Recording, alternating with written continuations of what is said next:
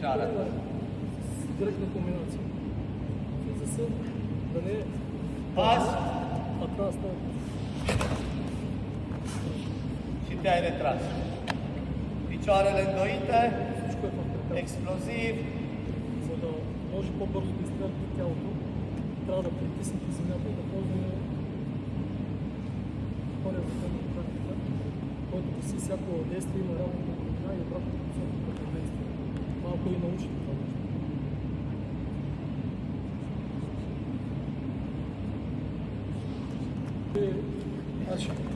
La fel și aici va face același lucru. Împingem picioare ca să aibă explozie când intră în adversar.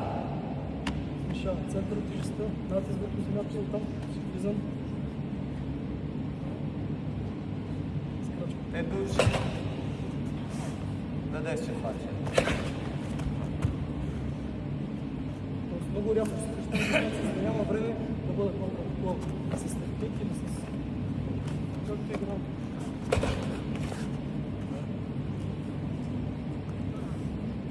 Dacă primul